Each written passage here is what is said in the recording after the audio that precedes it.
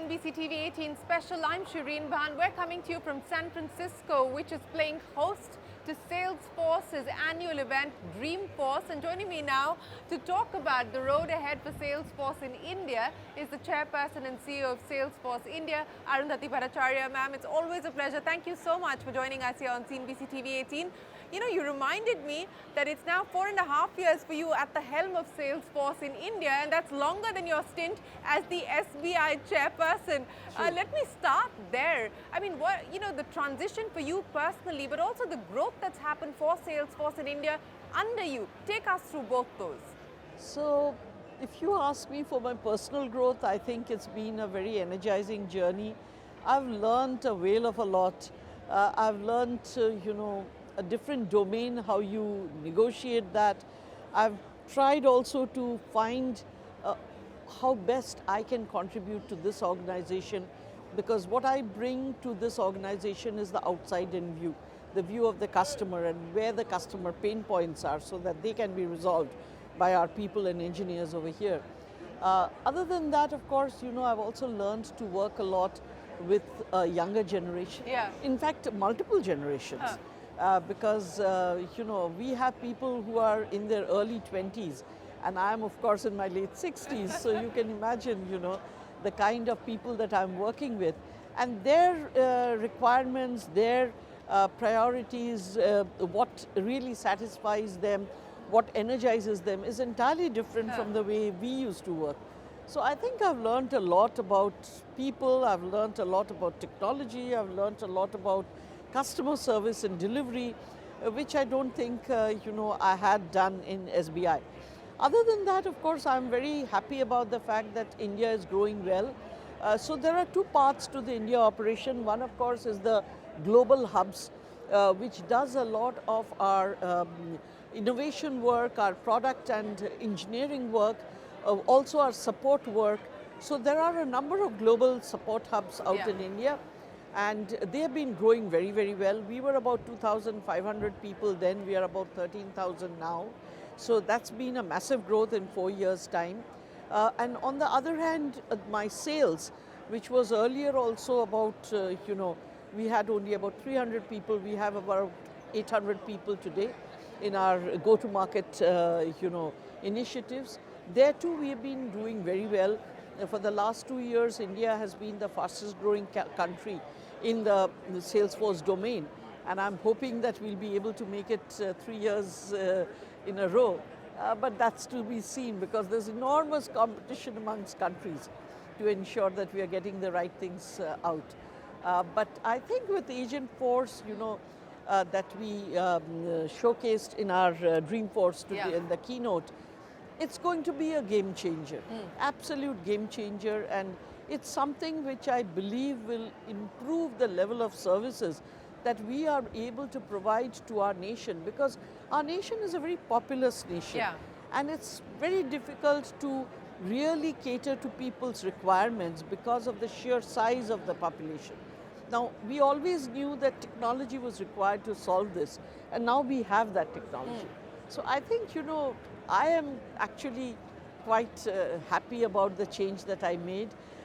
When I did make the change, there were a lot of naysayers. I personally was, not at all sure I was doing the right thing.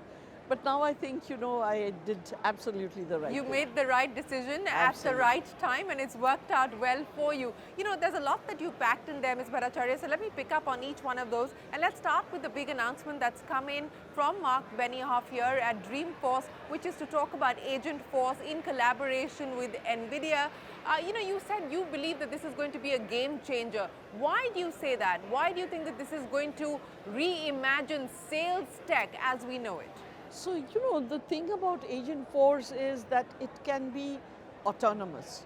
So you don't really need, to have a human in the chain all the time. It will be capable of really and truly answering questions that you are putting to it on its own. And what that would do, it would allow the humans to basically do jobs that need human interaction. There are a lot of jobs that actually need human interaction. It cannot be done only by machines. But there are a lot of, lower level grunt jobs, so to speak, where the maximum amount of people's time go. That can all be saved. And it's not only that, today the entire concept of Agentforce is, this is something that you can go to market with very, very quickly. Okay. So it's not going to take ages and ages in order to build these, to deploy them. It's something that can be done very fast if you're already on the Salesforce platform, or even if you're not, with the right kind of foundations. And the foundation always has to be data, and our ability to integrate that data. If you get those foundations right, the rest of it is very simple to do. There was a provocative statement that Mark made saying that, this is way beyond any co-pilot, and that is why he believes that he's betting the entire company behind Agentforce. Now, the response by Microsoft, etc., is that, look, in terms of adoption, in terms of being able to scale it up and so on and so forth, there's refinement happening on the co-pilot end. But you said that this is going to be able to take off very quickly. Explain to us why you feel so confident about that. I just saw it today. I saw the whole thing being built in front of me for a client for whom we had very little data. Okay, but it got built right in front just by taking information from the client's web page. And it's really and truly, I think it's really, truly path-breaking. What has been shown and what can be done is absolutely path-breaking. Okay, let's talk about India. You said you're hoping that in year 3 as well, it will continue to be the fastest growing market for Salesforce globally. In terms of revenue, what is the expectation? You're almost at 6,000 crores so currently. That is the revenue for the Indian entity, right. But I cannot break it up separately, region-wise, and we'll see what the numbers show, because the annual results in any case will have to be declared sometime soon, or at least with the registrar of companies it goes. It doesn't exactly reflect that number to our sales numbers, but even otherwise I would say that we are growing very rapidly, mainly because while there is a lot of digital skill available at the individual level in India, industry in general is still, I think, lagging behind. Okay. But the advantage of Indian industry now is it can leapfrog. It can easily leapfrog into what we have right now. And that, I think, is an opportunity that Indian industry will not let go of. Okay? So I'm actually very enthused about the fact that there is so much more awareness in Indian industry about how quickly they need to bridge the gap of where they are and where they need to be. And which is why I feel that there's a lot of white space in India, there's a lot of work we can do, and my whole attention now is to try and find how best to get to my clients as quickly as possible. Do I have the people? Do I have the bandwidth? How do I get to them? How do I showcase what we have?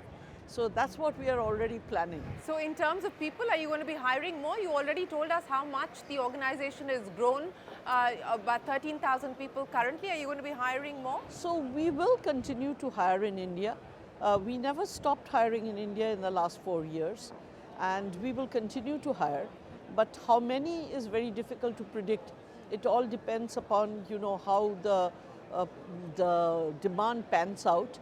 So having said that, India remains a growth center. There's a large amount of investment that Salesforce has made in India. So we will continue to do that.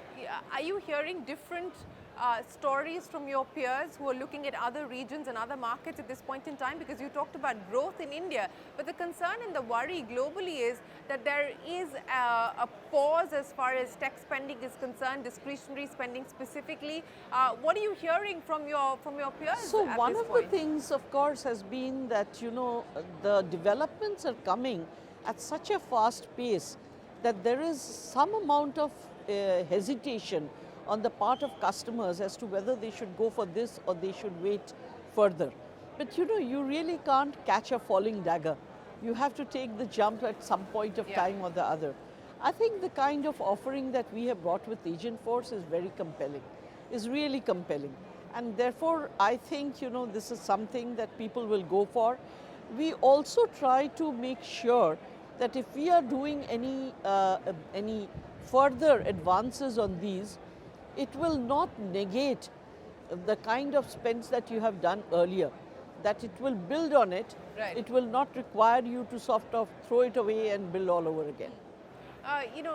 You talked about the gaps that exist in terms of adoption. Let me ask you about what's happening on the banking side specifically, and as a former insider, where do things stand? All banks have made significant investments, especially to catch up on the technology front. But where are we today in that cycle? From an outsider's perspective. Yeah, so again, I would say that, I am a little disappointed about the fact that the public sector banks still are lagging behind. Maybe, being from the public sector, this pains me more than it should, but it does pain me because we still don't have a public cloud policy in the public sector.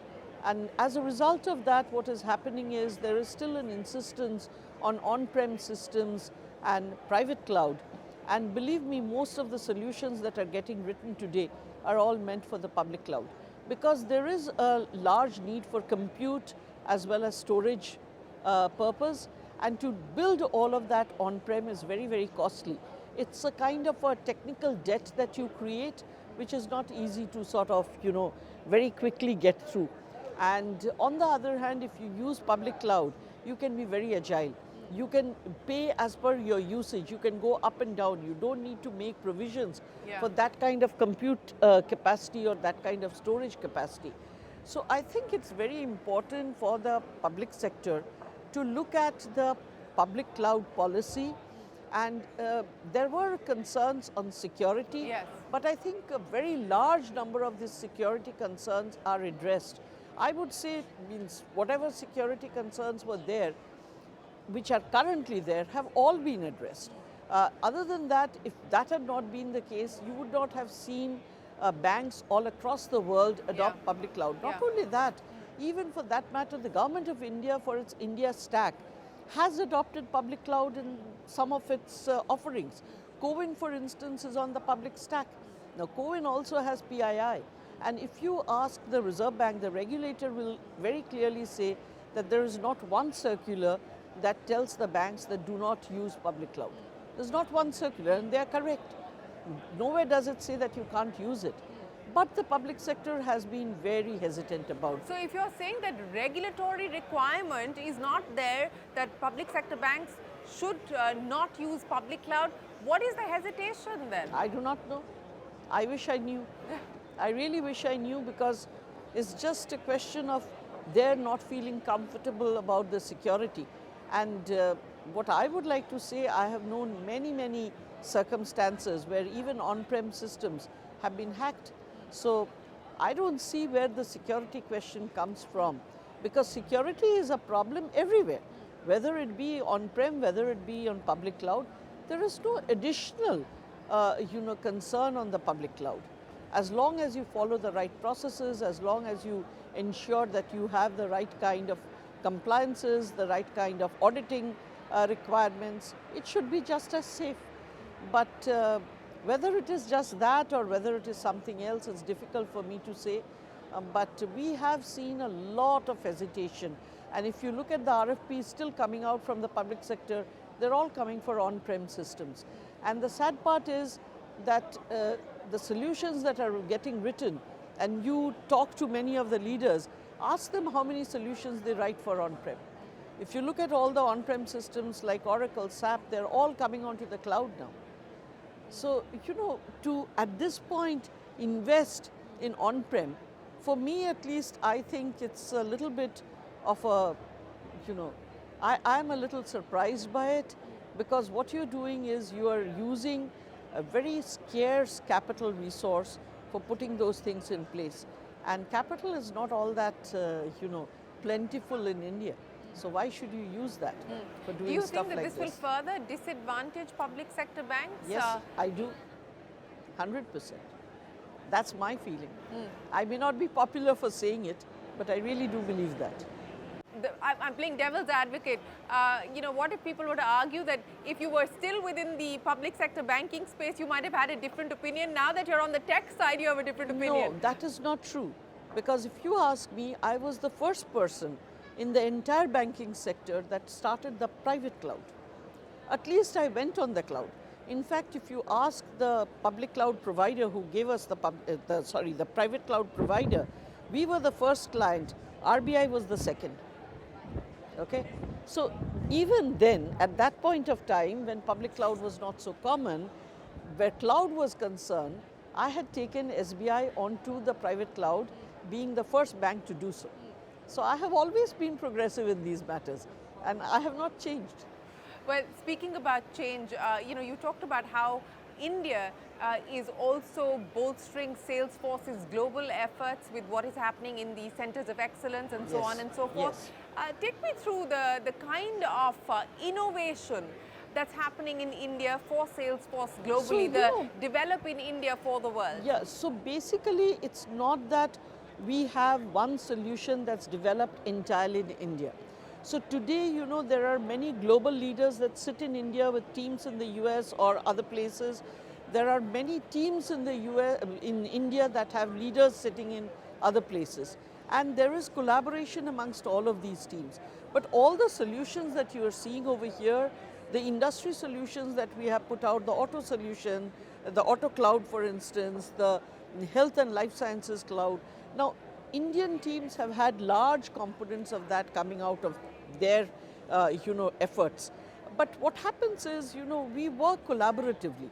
So somebody may write the code, somebody else may do the debugging, somebody else will do the testing, somebody else will do the UAT, somebody else does the beta version. So it's a collaborative effort. So I cannot say that India gave this solution. It's something that is given collaboratively from across the teams in the world. So we have teams in India, we have teams in the US, we have teams in Israel, we have some teams in Dublin. So we have teams in various places. Now we are having teams in Mexico as well. So we have teams in various places. They collaborate in order to come up with the solutions. Let me ask you a broader question as far as the global economy is concerned. We've just seen the Fed announce a 50 basis point rate cut, kickstarting. Which was what the market was betting on. The market was hoping for, and it's on the aggressive side. Do you believe that this is going to make a material difference now as far as the complexion of the global economy is concerned? I definitely think so. The Fed and what it says and what it does still has an inordinately large impact on economies of other countries. Okay, I don't know what the Nifty is doing today. I haven't checked it out, but I'm sure it's going to go up. Okay, so well, Wall Street has already given it a thumbs up. So, yeah. So Wall Street will give it a thumbs up. The general, in fact, yesterday I was with a few people, and I was saying that 50 basis points is what's going to come, and they were saying the market wants 1. I said, come on, I said. You have to be reasonable. You can't keep going up. Expectations. Yeah, you temper your expectations. You can't do that. But I think a 50 basis points is, I think, reasonable, given everything else, given the fact that it has been kept high for a very long time, given the data print that has come recently, and definitely it's going to have a very good impact on the rest of the world economy. Well, let's talk about India. I mean, given the fact that the Fed has moved with a 50 basis point cut, what's the expectation now? What do you believe the RBI is likely to do? How will this weigh on the RBI? This is something that I will not comment on because I'm out of the, You're out of the rate cycle. Yes. I do not follow it so well, so what I say may not be actually correct. I follow the IT cycles very well these days, but not so much the rate cycle. But I do know that it has an impact on the stock market, and it has a salutary impact, I would say. Well, speaking of cycles, and I'll ask you this in the context of the many cycles that you've seen in the banking sector. This chase for deposits and the big concern that's been put on the table as far as banks go. How do you look at this? Do you believe that there is a structural change now, given the fact that we are seeing this diversification, this financialization as far as savings are concerned? So I think, this is following what I would say the natural course of things. Every developed economy has gone from being a deposit-led economy to an economy where deposits and debts from the market are more or less balanced. It has to be balanced. It shouldn't be one very much more than the other, then you are looking at trouble. But to be deposit-led banking system like we were, I don't think that's ever going to come back. And to say that you've got to get it done. You think that era is over? Yes, I do think the era is over. And there are two reasons for that. One, of course, is the fact that today we have a younger population with a far bigger risk appetite. Because their earlier generation are still working, they don't depend on the younger generation. If you look at my generation, and mine, not yours, mind you, my generation, we were supporting an older generation and a younger generation. Today's younger generation is not supporting the older generation and still doesn't have a younger generation to support, okay? Given that, their risk appetites are far more. The markets are far better managed and controlled. So given both of these two things, I think, the shift towards investing in the market is here to stay.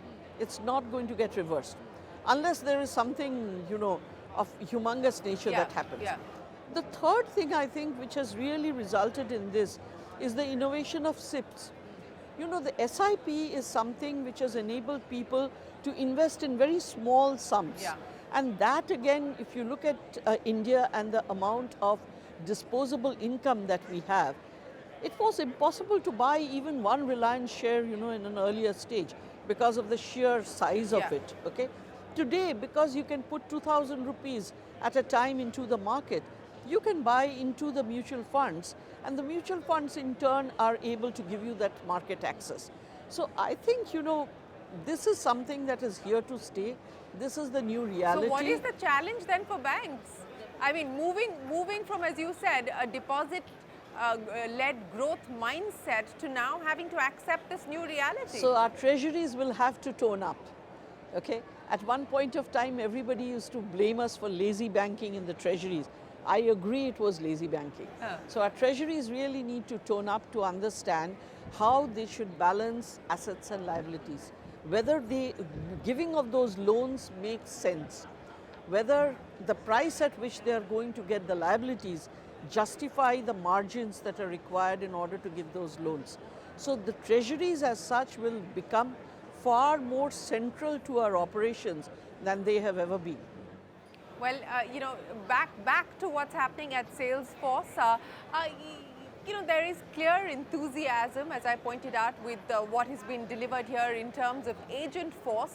But there's also a feeling in general. I mean, you drive down the valley to the city, and all you see on either sides of the highway are billboards screaming AI and screaming what AI can do for you. So it's a very competitive landscape. But do you also feel that we're perhaps at this point in time at the peak of the expectation cycle? I don't think so. I think there will be more to come. What shape it will take is very difficult to predict. But I think what has come now is sufficiently mature for businesses to invest in. It's sufficiently mature. It gives a high rate of accuracy. In fact, Mark said that we are willing to have a bake-off.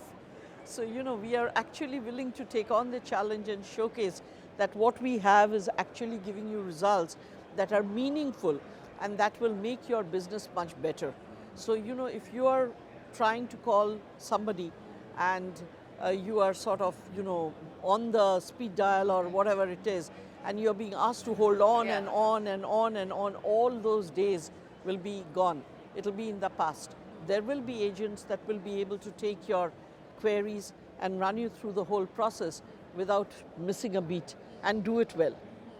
Well, what are you most excited about? As you said, you no longer feel unsuitable to be a part of a tech company because, we're moving into an era of generative AI where everyone's now questioning what the role of coders is going to be. So how comfortable do you now feel? So, the coders will still be required in companies like ours. We will do the heavy lifting. For our customers at large, if they know English, that's more than enough. So which is why I was telling you, I was the true visionary. 50 years back, I majored in English, and that's all I need right now in order to create the agents. Okay, so yes, the coders will still be needed for the heavy lifting, but it will be like Mark showed the iceberg, it will be below the surface. You won't need them above the surface. So from chairwoman or at actually you were what? You were chairman at SBI, and you even tried very hard to get them to change it to chairperson, but they said the statute didn't allow that. And now to chairperson at Salesforce. You know, it's been a big shift and a big change. But again, that mindset that we were talking about, do you believe that we're now somewhere closer to breaking some of those boundaries, you know, back home? Yeah, I think so. I think people are beginning to realize that, you know, the world is moving at a very, very fast pace. All cycles have become shorter, and you have noticed that. Look at the economic cycles, look at the market cycles, look at tech evolution. All cycles are becoming shorter, and human life is becoming longer. So to that extent, yeah, I think, you know, we are very close on the verge of, you know, of seeing a very new world. A new world where I believe, you know, we'll have more equality of opportunities because we'll be able to provide it to everybody. A world where, you know, probably, you know, you will not be able to or not have to see the kind of distinction that we see today, that a person who has money gets very good treatment and a person who doesn't does not get that sort of treatment. A person who is able to afford a very good school gets a hugely superior education, and a person who can't doesn't get it. AI, I think, is something that will be a great leveler for all of these areas. You said you've gotten used to the idea of working with people who are several generations younger than you. What's been the big learning from that? Well, the one thing that I love is their energy. And the second thing I love is their awareness. We were never so aware either about our own health or about the environment. Today's youth are so aware about these things, and they know how to channelize their energies into making these things better. I really and truly love that about them. Arundhati Bhattacharya, it's always a pleasure. Thank you so much for joining us here at Dreamforce in San Francisco.